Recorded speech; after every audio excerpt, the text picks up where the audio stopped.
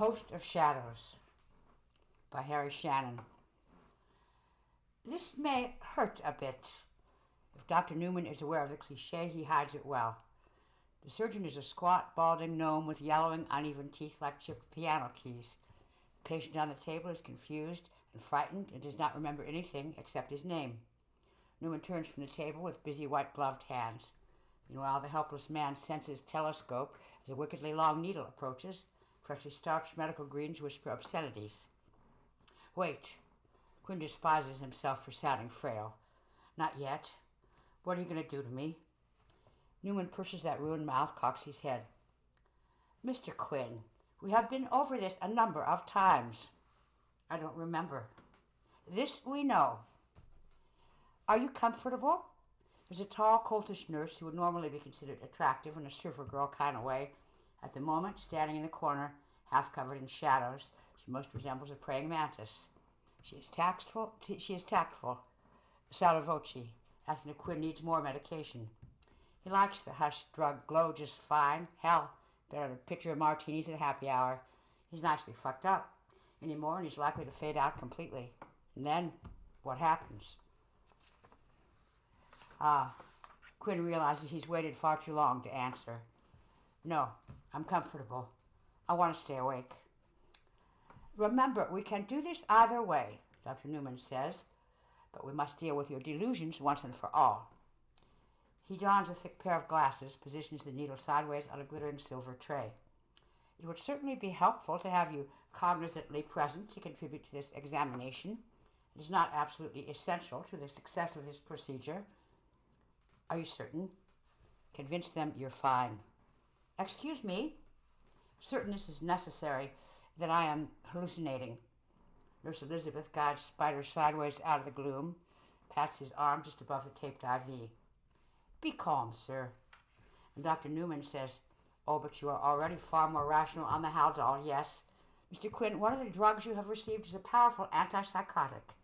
You have been suffering from some quite spectacular delusions. You must allow us to help before it is too late. What if I'm not crazy? You're not. Don't let them do this to you. Excuse me? Have you got the right guy? This could be a mistake. You did read my file, right? Jesus, you're not about to operate on the wrong man, are you? I've read about stuff like that, amputating a perfectly good leg. Let me offer an example. The good doctor leans down and Quinn can see himself reflected in large oval lenses. You told us you believe you have seen some kind of unknown parasite. You are convinced it causes violent behavior in humans, yes? Yes. No. I'm not sure. Well, my dear Mr. Quinn, I can assure you of one thing. That was not a delusion. In point of fact, such creatures do exist. Large rush of adrenaline. Time slows like a drill of cold syrup. The man who knows himself as Quinn squints up at the surgeon, one eyebrow raised. Images appear. His tongue abruptly feels carpeted. Parasites that cause violence? Astrocytoma is a rare but effective tumor in the frontal lobes, Mr. Quinn. As I've said, it can cause severe emotional disturbance, dizziness, mental confusion, and both auditory and visual hallucinations. I believe you have such a tumor, and cancer may certainly be viewed as a parasite. All we need to do now is explore how to best attempt to remove the astrocytoma with a minimum of collateral damage, without turning me into a potted plant. No answer. The air thickens. Quinn swallows dryly, sleepily. I just can't believe it's come to this. Someone I don't know from beans is going to saw a hole in my skull, dig around in there with some shit that looks like an electric toothbrush and a tuning fork, and he says it's going to hurt. God, why is this happening? Now. Nurse wipes Quinn's feverish brow with a cool cloth. With economy of movement, Dr. Newman busies himself with a tower of lit electronics that glitters like a blackened Christmas tree. He taps the monitor with two gloved fingers, then slaps it with his palm. The screen flickers on, blurry smear of color, and confirms that at least one of the probing devices will contain a miniature camera. Newman keeps his back turned as he covertly tests something. Rrrr. Quinn vaguely hears the nasty tenor snarl of a small bone saw. He writhes, whimpers. I think I'm going to be sick.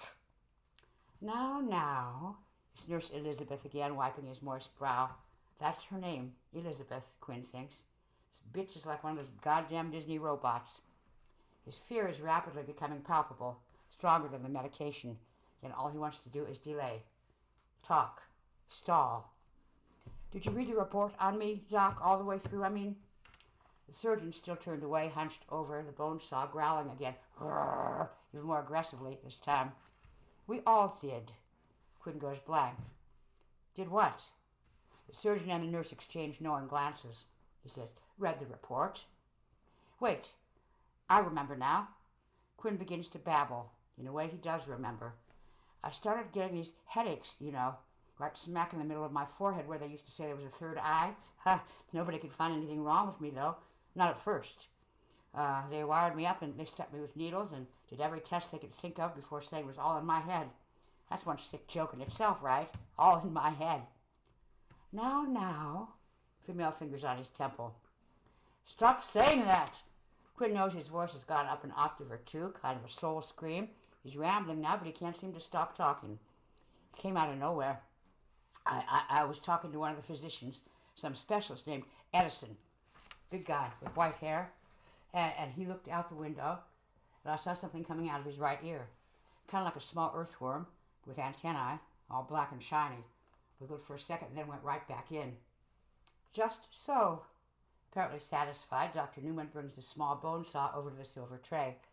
He sets it down on the table next to the hideously long needle. And obviously something like that is illogical and absurd. Yes, perhaps, but you must not agitate yourself, the surgeon offers. Staying calm is best. Your mind will produce less dissonance that way. Doc, you don't need to do this. I can get better on my own. Again, Quinn hears the desperation in that frail voice, and again, it shames him, because Quinn does not know anything for certain. He's begun to lose faith in his own sanity. But if I believe I'm crazy, I'm not crazy anymore, right? I read that somewhere. Now, Quinn moans.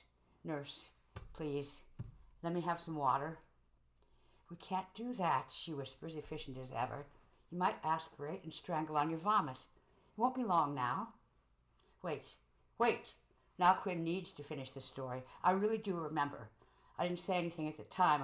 Everyone would have thought it was crazy. But that weekend, I was watching the basketball game.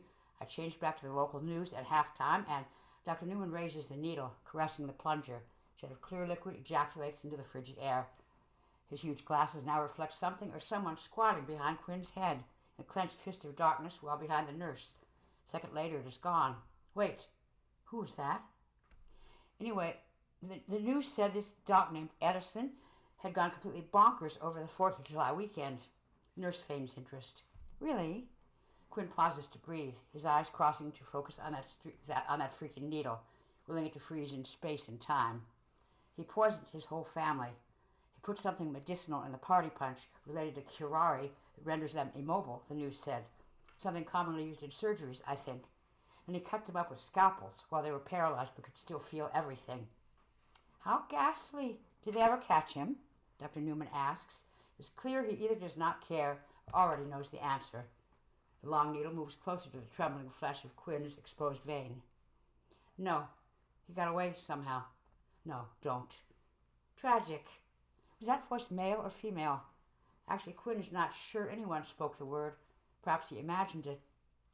Amazing. Who said that? Are there others in the operating room? So.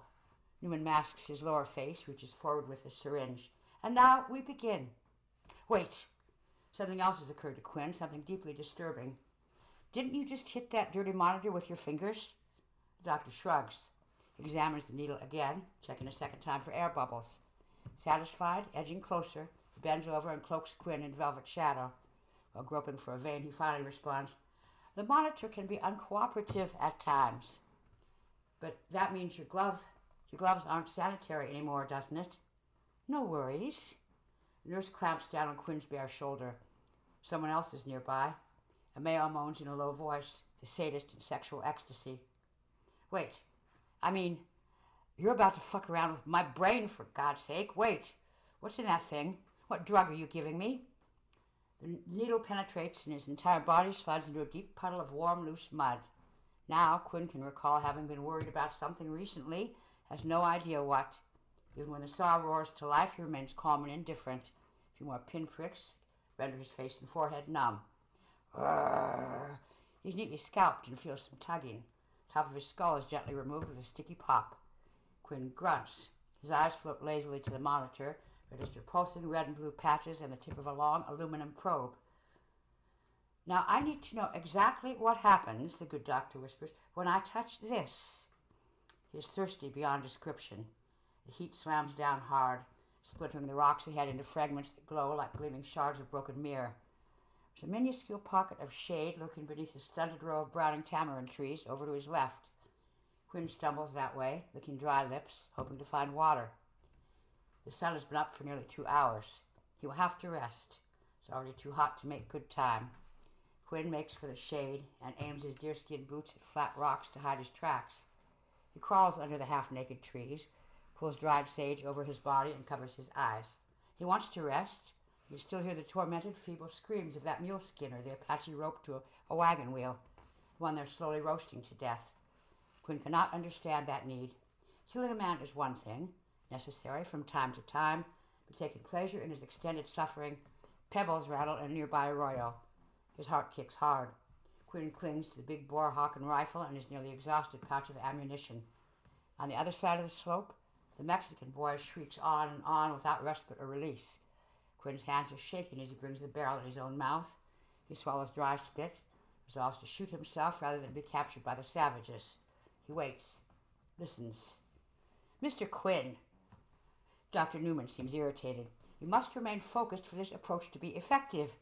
What happened when I touched you there? Bright light, Quinn manages, gags. I was somewhere else. He's very thirsty. It was very hot, like a desert. I heard my feet moving in the dirt, and noise like someone screaming from far, far away. Ah, the doctor seems satisfied. We have both light and sound then. We certainly all know who was screaming now, don't we? Very good, thank you. The instrument teases new tissue. Its image on the monitor quivers as if the probe were somehow aroused. And what happens now? The old man is looking down at withered arms and spotted hands that cling to a dented walker. His brown slippers whistle thud along worn shag carpet, stripped of sunshine and shadow. With every forced step he grunts darkly. Some dim and still furious part of him remembers being young. He hates what his body has become. He wants to make it to the front window. Wants to be looking out that window, not trapped in his own shit and piss in the bed in the room with the others who become as helpless as infants. He wants to drink fresh water. There's light outside, birds and colors, fresh, clean wind. Wind, Quinn says in a voice startlingly loud.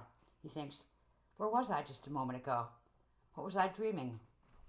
Dr. Newman's eyes crinkle slightly above the white mask, which bellows and sucks with increasingly rapid, very shallow breathing. He seems agitated, but also genuinely puzzled. That one made you hear it as the wind? Odd. Quinn sees the monitor, struggles to make sense of it, starts to object, but then comes another touch of the probe. Again, no immediate pain. In fact, this time just a whirling dervish of color and sound. A sunny day, but not a dry one. He sees a stretch of damp, sparkling backyard grass and the twirling hiss of a lawn sprinkler. Quinn drops the shovel and blinks away sweat. Pleased, he watches a bronzed young woman with long brown hair and almond eyes dancing through the cool spray. She wears a man's white t-shirt. The wet fabric flatters her body. She smiles broadly, winks and waves. He looks down, examines his hand and finds them calloused. His arms are strong and roped with a younger man's muscle. She approaches, her hips swaying. He moves to touch her. The world turns black and his hungry fingers touch empty space and a bitter emptiness. Not that, not the emptiness, Quinn cries. Her abrupt absence renders him inconsolable. I was really there that time. Not imagining it. Please, no, take me back. He means to beg them for more, but emits a sobbing cough instead. I'm so thirsty. Nurse clucks her tongue and dabs his brow. She offers something likely intended to reassure Quinn. What emerges is a garbled drone. Time warps. The universe crackles like tinfoil. Dr. Newman adjusts the white mask. He scratches his face, shakes his head. What emotion did you feel just then, Mr. Quinn? Please don't do that again, Quinn gasped. Please don't bring me back here. Not to this room. Leave me with her. The emptiness. Not that. Quinn cannot make them understand. He begins to cry. The emptiness. Newman chuckles. I see. Well, obviously that place you call the emptiness has served to make you feel very, very sad. He looks up and away as if playing to an invisible audience. We are getting closer, yes? He writes something down on a notepad. Closer to what? Who else is here? Who are you people? Quinn shouts. What are you doing to me? He's suddenly full of terror because the answer is abruptly coming to him. Knowledge that has Quinn fearing his own swollen heart might burst. He begins to fight for his sanity, his life. He struggles, kicks. The medical team chirps and soothes as the patient bucks mightily against frayed canvas restraints. The fresh flow of cold adrenaline helps bring clarity. Now the man called Quinn knows that he has not been ill at all. He does not belong here, and that this operation is a fraud. He's being drugged, tortured. He bites down on his own cheek, hard and again harder. Pain snaps him into focus. There are secrets he must keep. Then a jarring paradigm shift allows Quinn to take it all in. First a miasma of odors ranging from pungent disinfectant to urine and excrement, then the truth of his surroundings. The operating room is not pristine at all. It is a dusty basement or a garage of some kind, filled with odd equipment gone orange with rust. The floor is concrete and stained with what appears to be dried blood. He soiled himself repeatedly. Enough foreplay, someone off stage addressing Newman. Let's make the little traitor talk. Quinn stiffens himself. Now he has another vital piece of the puzzle. He knows that voice, although he cannot place it right away. He tries mightily to concentrate, finally pictures an athlete gone to seed. A tall man wearing a uniform with the garish epaulets of the secret police, a colonel. Christ, my cover is blown. I've been captured. The patch must have held. They're trying to break me this way. Dr. Newman hurries closer. Is this real? The surgeon seems visibly afraid of officers seated in the darkness, as if picturing his own fate should he fail. Perhaps his assignment is to devise a way around implanted suggestions, programs that place a subject's secrets beyond the reach of physical pain. If that's true, the frantic surgeon must open the human lockbox prone on the gurney and retrieve the secrets buried there, or take Quinn's place in a torture chamber. Quinn gathers what saliva he can assemble, and when Newman bends closer, he spits in his face. Fuck you. Dr. Newman turns away a little unnerved. This one is strong. He searches for more anesthetic. We must calm him. No more drugs, the colonel's voice again. We want him to suffer. Someone tightens the clamp on the vice holding Quinn's head in place. It does not hurt. He feels something in his skull crack and slide down and sideways a bit. He no longer fears death. It's the long, nightmarish journey ahead. Quinn hears the raspy scratch of a match. A few seconds later, catches the scent of an expensive cigar. Everything is vivid, clear. Something in Newman's approach has worked, just not as they'd intended. Panicked, Quinn swims up as if from the bottom of a deep, cold well, and remembers that his real name is Neil Cassidy, and the identities and locations of the others in his group, including his lover, Martine. No! He's fully present in the torture chamber now.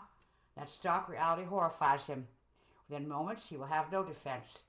Without the patch, he is certain to break and give them everything they want. He attempts to swallow his tongue. Nurse jams a stick in his mouth. Again!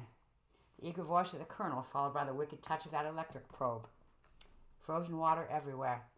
Cassidy stands at the top of a crystal white mound, surrounded by pine trees bowed down, heavily weighted with fresh, sparkling snow. The boy whoops for sheer joy and watches as a long plume of dragon breath pops from his mouth to dissipate in the crisp morning air. He looks down the slope. His small hands, now gloved in blue wool, grip the sides of the sled. He kneels right at the edge of the slope, takes a deep breath, pushes himself over, roars down the chute like a cannonball. Then he becomes afraid of crashing into a tree, being seriously hurt, being crippled or killed. He hollers from fear, not excitement now. His ears are so cold they hurt. The air screams defiance, a high-pitched wailing sound. Maybe it's not the air. Maybe it's someone's voice. Maybe his own voice. Give the gentleman some time, the colonel says, almost pleasantly. I see no point in being rude. By this time, Cassidy Quinn cannot stop screaming. On and on, the ghastly sound continues unabated, as if wrung from the soul of a tormented Mexican roasting on a wagon wheel under the blistering Texas sun. Or perhaps it's the wail of a proud man rotting in the body of a stranger, or a good man torn from the embrace of his wife forever. No, it is the freezing wind in the ears of a small boy headed for a rendezvous with death.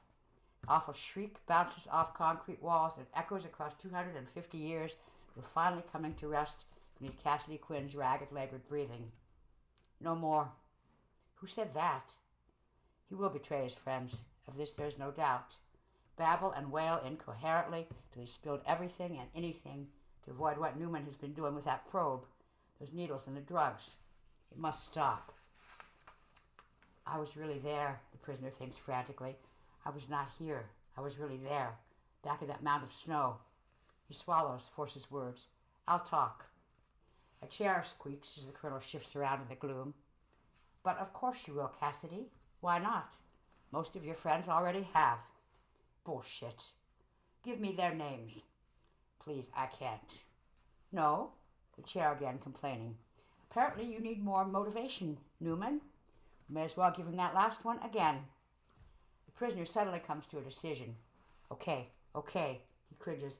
Please, not the emptiness again. Not that. I can't bear it. Dr. Newman slows for a second, absorbing the content of a sentence. He quickly consults his notes, locates the area now specified as emptiness, looks for permission to return to that particular section of exposed brain. Apparently the colonel nods. Newman adjusts position and resumes probing. The surgeon actually whispers, I'm sorry, as he presses down. A bronzed young woman with long brown hair and almond eyes is dancing through the cool spray of the backyard sprinkler. It is Martine.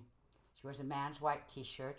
Wet fabric flatters her body, reveals tantalizingly pert nipples and a wet triangle of her sex. What's going on? I don't know, sir. Martine smiles broadly and she winks and waves. Cassidy looks down to examine his hands and finds them calloused. His arms are strong and roped with the young man's muscle. Answer me, damn it, what's wrong? She approaches, her hips swaying. He walks to meet her. Both space and time are standing still. Did you lose him? I don't know what happened. Look at him. He's a drooling vegetable, that's what happened. Some form of catatonia, perhaps. The sun beats down on bare skin, lathered with sweat and sunscreen, a body loosened by enjoyable physical labor. Idiot! He's no use to me like this. Doctor, the nurse calls, the patient is no longer breathing. What? Flat line. Bring him back. We are trying. Clear. Doctor. It's a sunny day, but not a dry one. Cassidy sees a stretch of damp, sparkling backyard grass.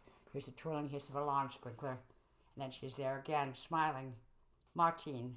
Free. I am free. Wait. The patient opens his bloodshot eyes. The surgeon is a squat, balding gnome with teeth like chipped piano keys. Quinn is confused and frightened, does not remember anything at all, except for his name. The surgeon pats his hand in a macabre parody of a bedside manner. This may hurt a bit.